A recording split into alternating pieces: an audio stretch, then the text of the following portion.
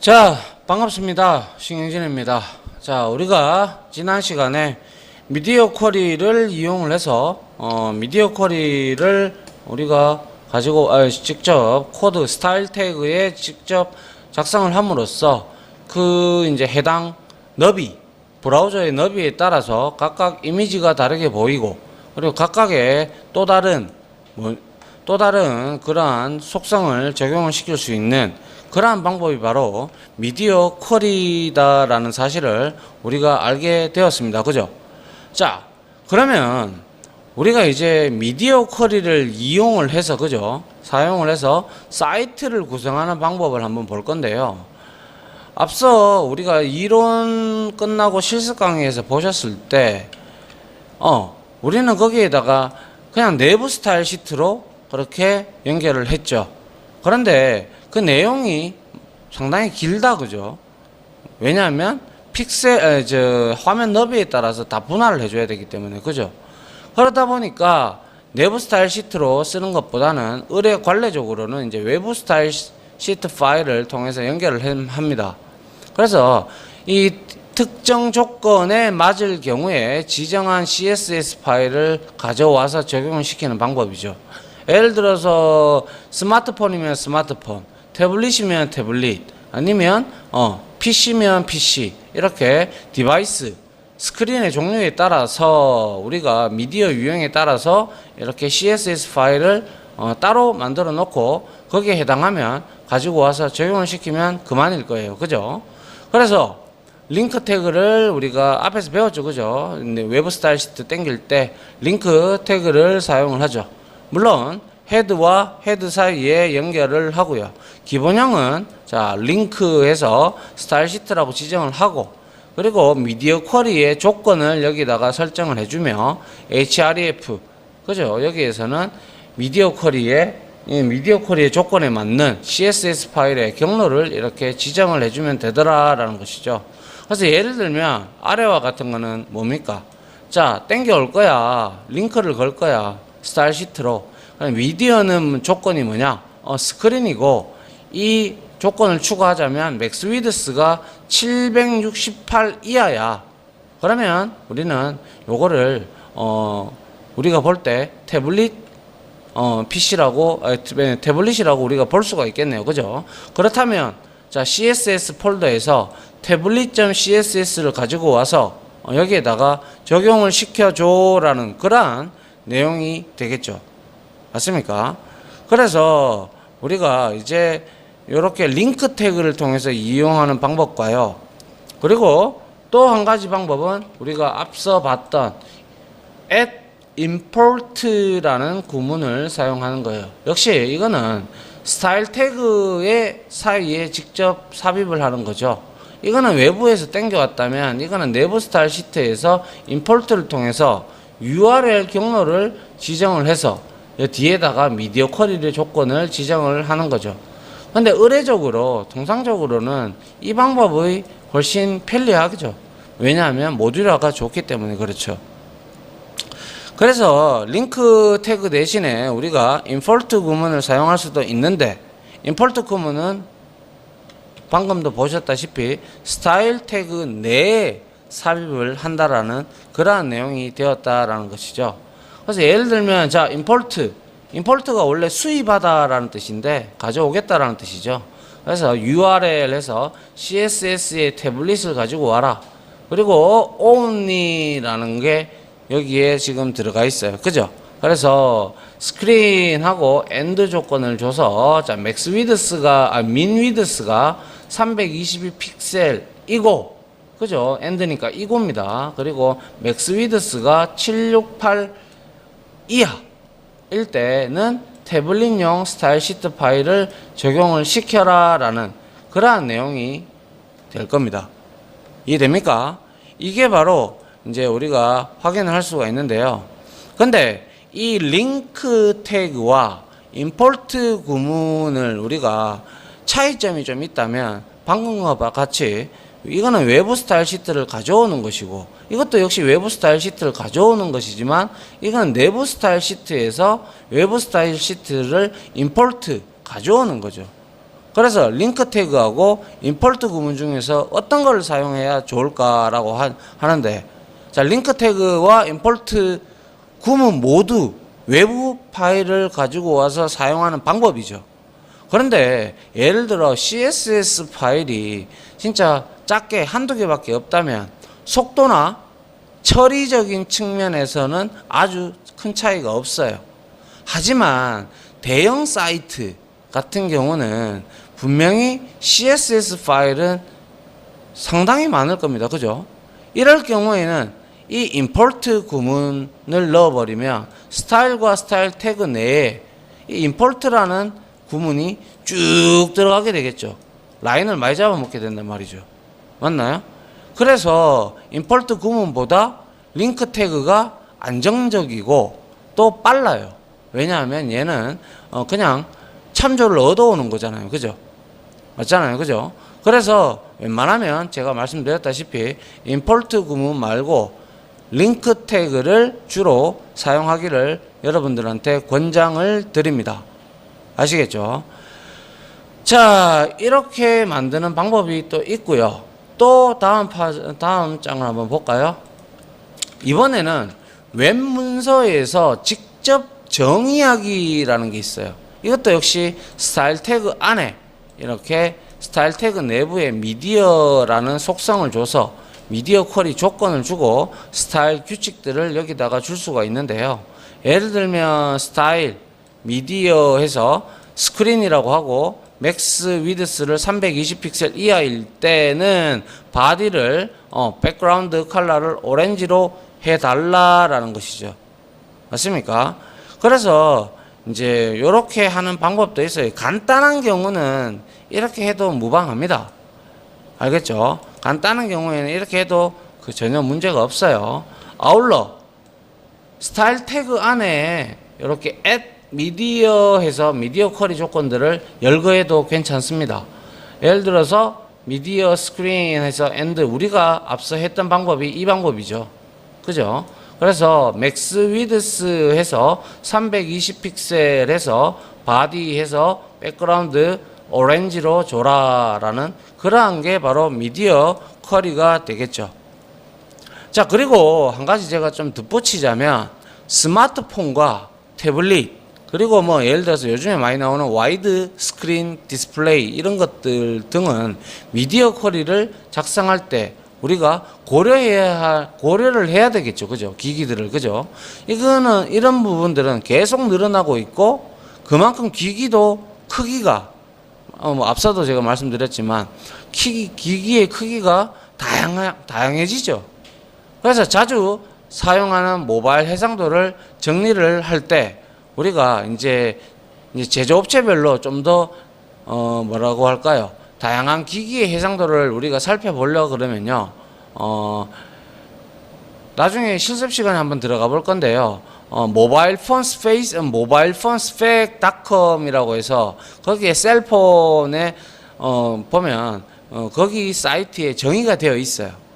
그래서 통상적으로 우리가 뭐 아이폰하고 우리가 갤럭시로 많이 나누잖아요. 그죠? 그래서 갤럭시 S3부터 뭐 노트 2 뭐 이렇게 되어 있는 것들의 해상도들이 모바일 해상도들이 거기에 다 정의가 되어 있답니다. 그런데 뭐 굳이 그걸 다 외울 필요는 없겠죠. 실질적으로 뭐 삼성이나 애플이나 이런 데서 그렇게 하려고 그러면 자기네들은 스타일 시트를 만들어야 되겠죠. 왜? 팔아먹기 위해서. 그 단말기를 팔아먹기 위해서. 그리고 안드로이드에 올리기 위해서 아니면 iOS에 올리기 위해서는 개발자들은 그에 맞게끔 이렇게 UI를 편하게 하기 위해서 CSS를 많이 해상도에 맞게끔 만들어주는 게 좋을 겁니다. 하지만 그것도 어디까지나 몇 개 안 될 때 한 10개 미만이나 10개도 많아요. 5개 미만일 경우는 문제가 크게 되지 않겠지만은 이게 뭐 부지 기술은 너무 많다면 반드시 우리가 문제가 될 겁니다. 왜? 그만큼 많아지니까요.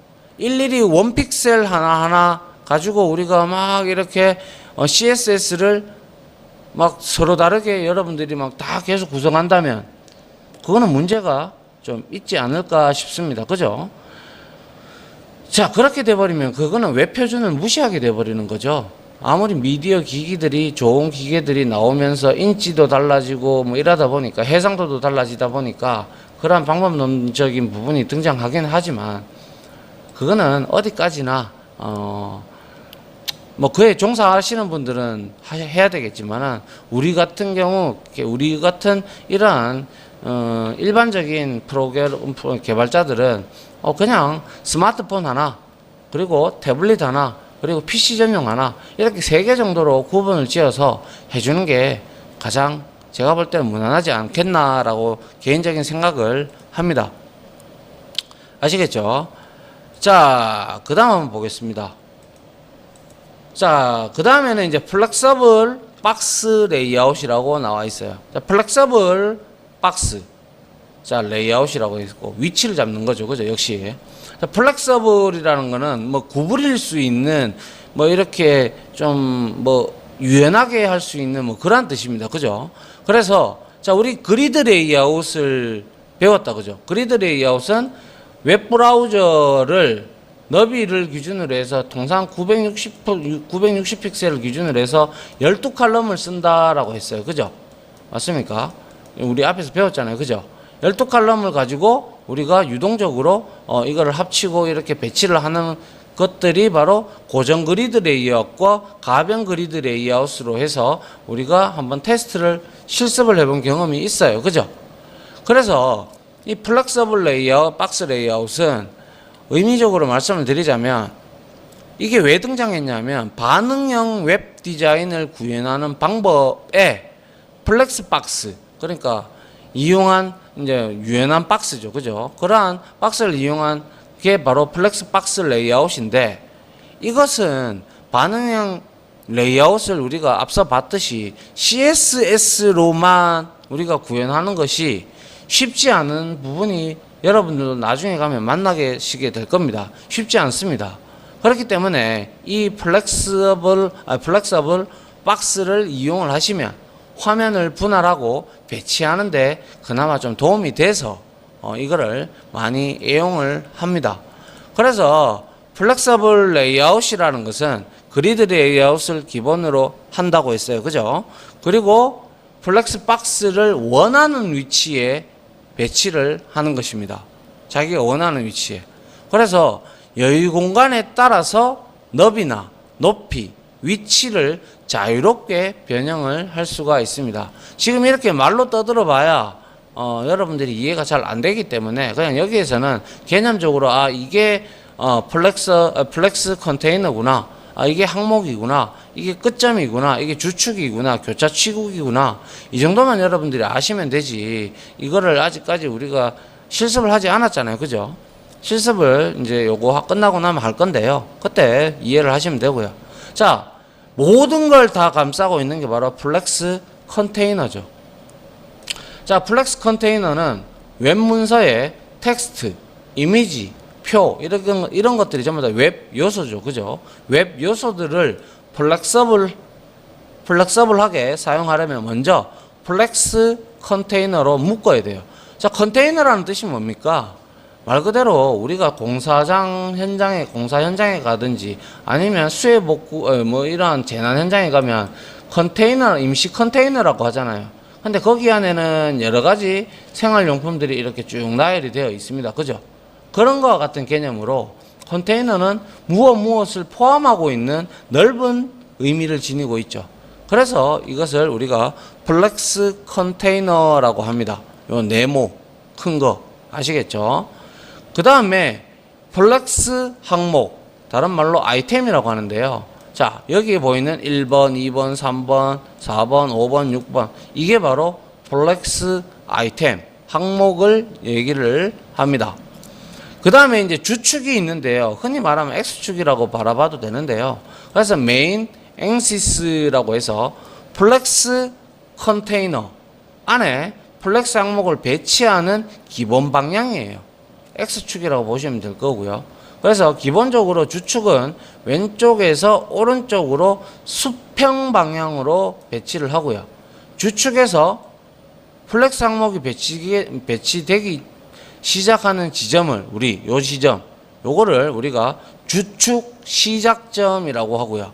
여기 끝나는 지점을 우리가 주축 끝점이라고 합니다. 알겠죠? 요 용어만 여러분들이 그냥 한번 들어봤다 정도만 이해를 하시면 될 것 같고요. 그러면 이렇게만 수평으로만 배치를 하게 되면 딱딱하다, 그죠? 어떤 거는 합쳐야 되고 어떤 거는 물건이 큰 것도 있고 어떤 거는 물건이 작은 것도 있잖아요, 그죠? 그렇기 때문에 4번 즉 요거 Y 방향인데 Y를 아래쪽으로 이렇게 해서 자 왼쪽 상단을 기준으로 해서 오른쪽 그리고 아래쪽, 오른쪽으로 하면 주축, 밑으로 내려가면 교차축이 되죠. 그래서 교차축은 우리가 크로스 앵시스라고 하고, 자 교차축은 주축과 교차되는 방향이고요. 기본적으로 위에서 아래로 이렇게 쭉 배치를 하고요. 교차축의 배치가 시작되는 시점이 바로 교차축 시작점, 그리고 끝나는 시점을 교차축 끝점이라고 우리가 얘기를 합니다. 아시겠습니까?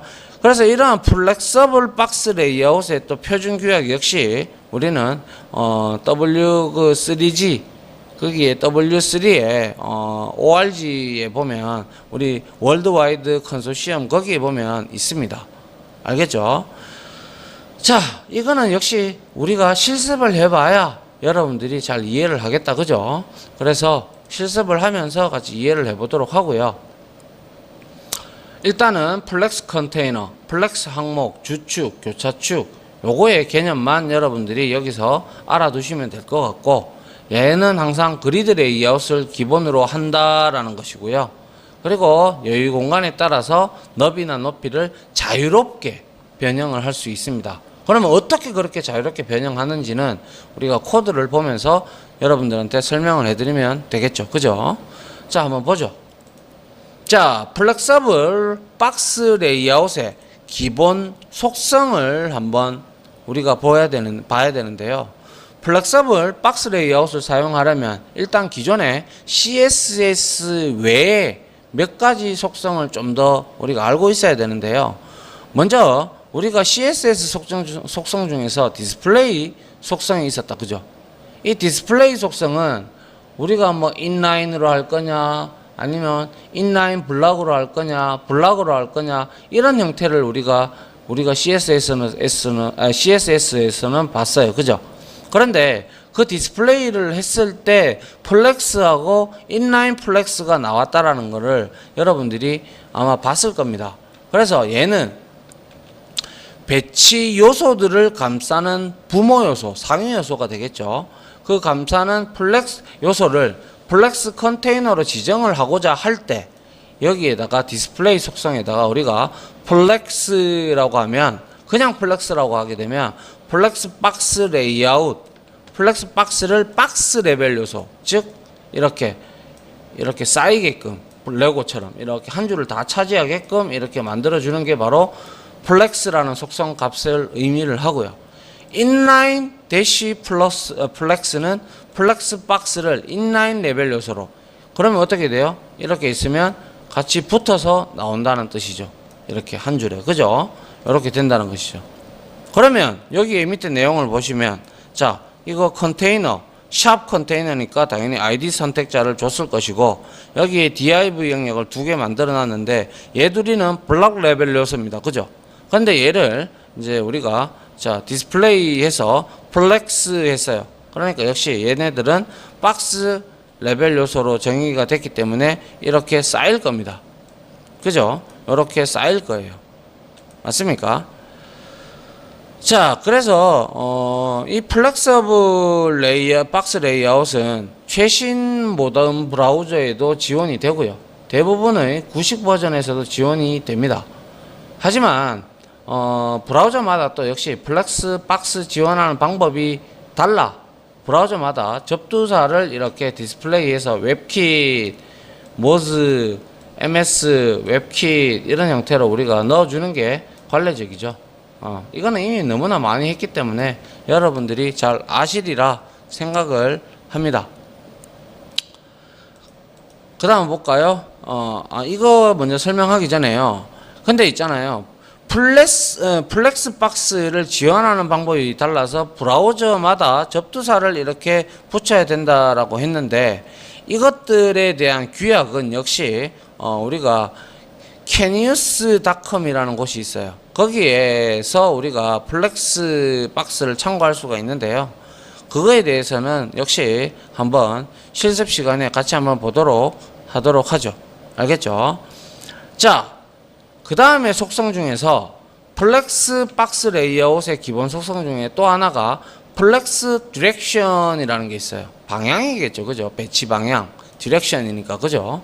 그래서 플렉스 항목을 배치 방향을 지정을 하는 겁니다. 그래서 low가 있고 low 인버스, 컬럼 인버스가 있죠. 그래서 low는 기본값입니다. 알겠죠?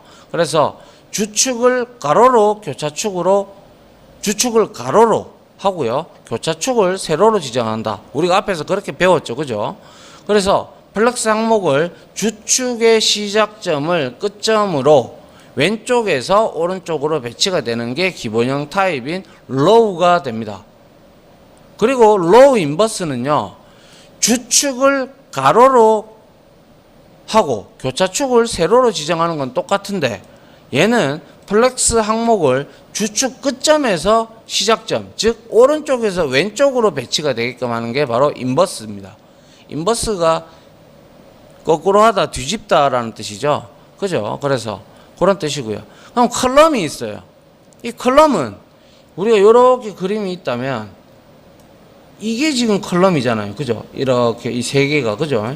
이게 컬럼이고 이거는 뭡니까? 로우죠. 로우. 그죠? 그래서 주축을 세로로, 이거는 주축을 세로로 한다는 거예요. 컬럼은. 그리고 교차축을 가로로 지정을 하는데, 얘는 주축 시작점에서 끝점으로 이제 가는 방향이 위쪽에서 아래쪽으로 이렇게 쭉 배치되게 만드는 거예요. 컬럼이기 때문에. 그럼 컬럼 인버스, 이거는 당연히 똑같은데 주축을 세로로 하되 교차축을 가로로 지정하는 건 똑같은데, 플렉스 항목을 끝점에서, 이거는 밑에서 위로 올라가는 거죠. 맞나요? 그게 바로 이제 low와 low 인버스, 컬럼, 그리고 컬럼 인버스라는 속성이 될 겁니다. 맞습니까? 그래서 한번 보시면 여기에 div id를 컨테이너로 넣고, 여기에다가 div id를 박스1과 박스2, 박스3를 넣고, 그리고 거기 안에다가 1, 2, 3이라고 소제목을 하나 넣었어요. 그럼 세 개가 뭡니까? 자, 플렉스를 줬어요. 그죠? 플렉스를 줬다면 박스 레벨 요소로 만드는 거죠. 그럼 쌓이겠다, 이렇게. 그죠? 쌓이고, 자, 플렉스의 디렉션, 컬럼으로 잡았어요. 그럼 컬럼은 뭡니까? 컬럼은, 자, 여기에서 이 컨테이너는 기본적으로 이렇게 되어 있죠. 맞죠? 그럼 이거 이제 플렉스 이제 컨테이너는 이 세 개를 감싸는 거잖아요. 그죠? 맞잖아요. 그죠? 그리고 나서 플렉스 디렉션을 컬럼으로 했다. 이거는 주축을 세로로, 교차축을 가로로 지정을 한다라고 되어 있죠. 맞습니까? 자, 그리고 난 다음에 플렉스 항목, 이 항목들을 주축의 시작점, 여기잖아요. 그죠? 여기에서부터 위쪽에서 아래쪽으로 이렇게 배치를 시키는 거예요. 그러다 보니까 어떻게 됐어요? 어떻게 됐어요? 그렇죠. 얘는 로우로 이렇게 배치가 되는 것을 우리가 확인을 할 수가 있네요.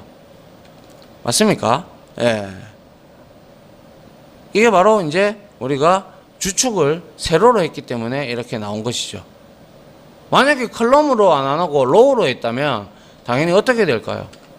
그렇죠. 이렇게 1, 2, 3 이렇게 되는데, 지금 이게 플렉스로 되어 있으니까 밑으로 이렇게 붙겠죠. 그죠? 맞나요? 예, 그렇게 여러분들이 이해를 하시면 되겠다라는 것입니다. 자, 그 다음 보겠습니다. 그 다음에는 플렉스 랩이라는 속성이 있는데요. 이거는 플렉스 항목을 한 줄 또는 여러 줄에 배치를 할 때 우리가 사용을 하는데요. 자, noRep, 얘는 기본값인데 플렉스 항목들을 한 줄에 쭉 표시를 하는 것이고요. 그리고 랩은 플렉스 항목을 여러 줄에 표시를 하는 거고, 랩 리버스라는 것은 플렉스 항목을 여러 줄로 표시하되 요 방향과 리버스 거꾸로 뒤집어서 표식을 하게 되는 것이죠. 맞습니까? 자, 그래서 여기에 보시면 자, 이거 디스플레이 플렉스 했고요. 그리고 랩을 했어요. 그죠? 랩을 하다 보니까 어떻게 됐어요? 여러 줄에 표시한다고 했어요. 하나, 둘, 셋. 여기에 표식을 할 수 없으니까. 그죠? 요렇게. 아까 DIV가 3개 있다라고 가정을 했다면 말이죠. 맞나요?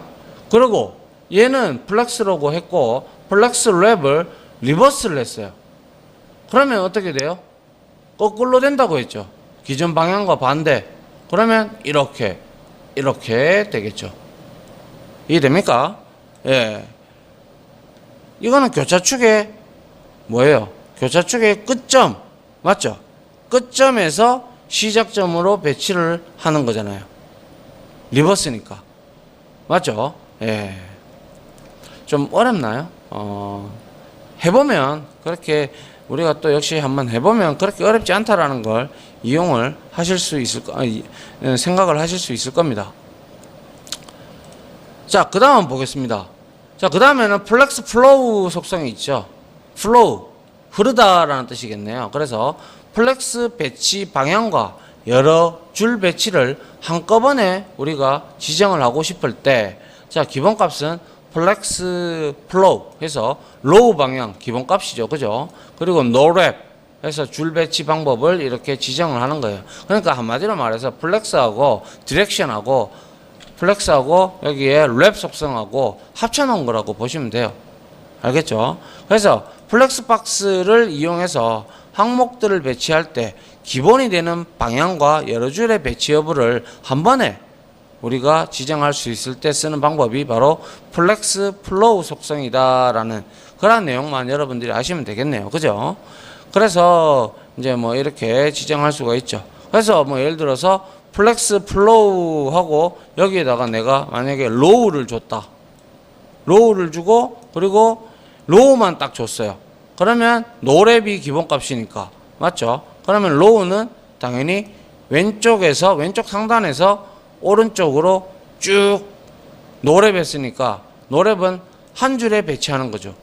그죠? 그래서 쭉 한 줄에 배치하는 것이고, 만약에 여기에 내가 컬럼을 이렇게 주고 그리고 여기에다가 랩을 줬어요.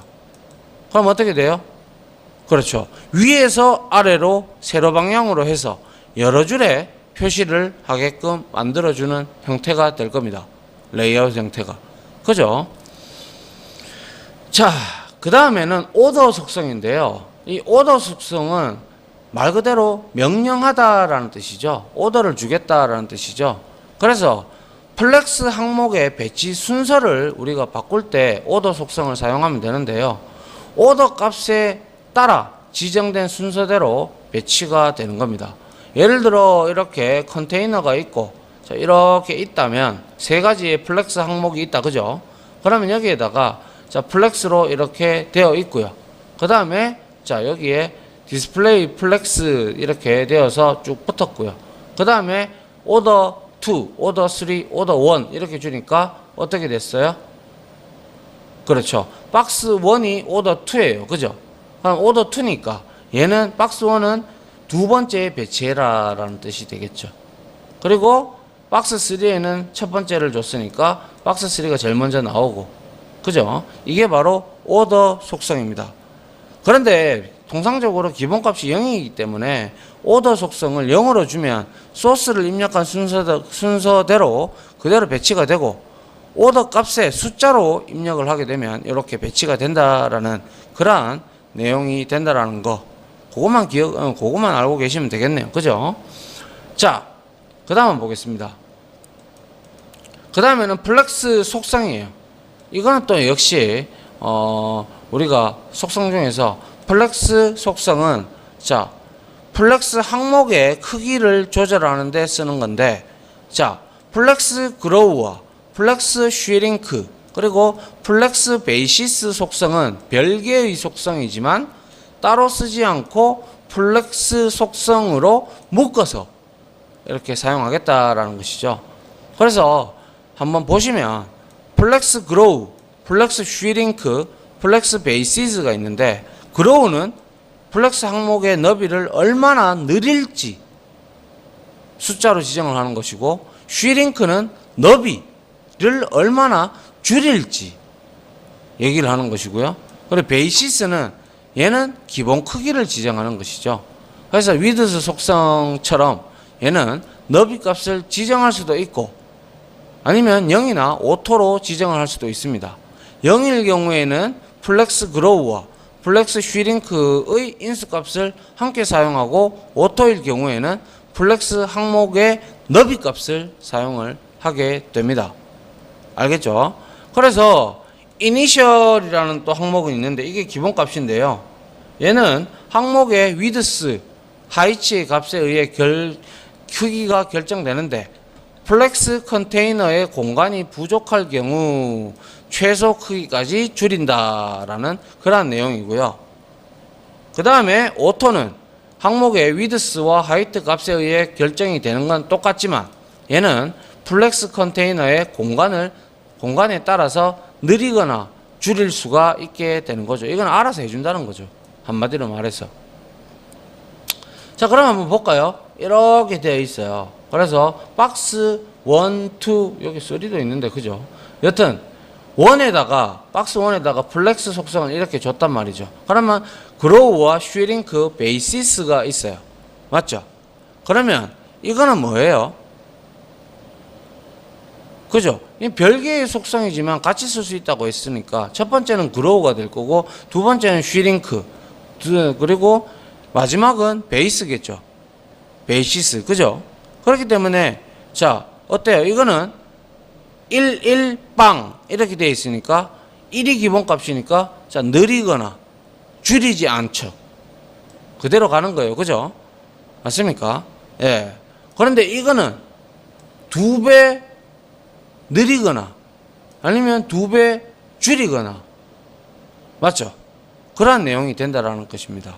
그래서 그리고 박스 3은 우리가 인식을 안 시켰기 때문에 얘는 자동으로 기본값인 이니셜이 적용이 됩니다. 알겠죠? 그래서 얘는 2배 느리거나 2배 줄인다 이렇게 되어 있기 때문에 얘가 지금 2배가 늘어나 있죠. 맞나요? 예. 이렇게 여러분들이 이해를 하시면 될 것 같네요. 자, 그 다음 한번 볼까요? 자, 플렉스 항목 배치를 위한 속성이 있는데요. 자, 이 내용이 다 됐네요. 플렉스, 자, justify content 속성은 플렉스 항목을 주축 방향으로 배치할 때의 기준이다. 이렇게 아무리 떠들어 봐야 우리가 직접 해보는 게 제일 좋죠. 그래서 빨리 보고 우리가 실습을 들어가는 게 제일 맞습니다. 플렉스 스타트, 주축의 시작점을 기준으로 배치를 하는 거고요. 그리고 end, 끝점을 기준으로 하는 거고, 센터, 중간을 기준으로 하는 거고, 그리고 space between, 얘는 첫 번째 플렉스 항목과 마지막 플렉스 항목의 시작점과 끝점을 배치한 후에 중앙 항목들을 같은 간격으로 이렇게 배치를 해준다라는 것이죠.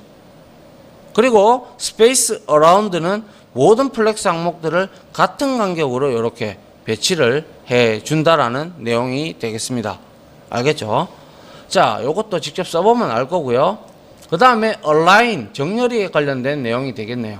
align items, align self 속성이 있는데, 자, align items와 align 속성을 우리가 이용을 하면 주축이나 혹은 교차축을 기준으로 배치 방법을 조절을 할 수가 있는데요. 자, 먼저 한번 보죠. align items에 stretch가 있고요. 그리고 플렉스 스타트, 엔드, 센터, 베이스라인이 이렇게 있죠. 그러면 한번 보죠. 스트레치는 뭐예요? 기본값이지만 이거는 플렉스 항목을 확장을 해서 교차축으로 꽉 채우는 거예요. 알겠죠? 꽉 채우는 거예요. 이렇게 지금 꽉 채웠죠. 그죠? 꽉 채우는 거, 이게 기본값이고요.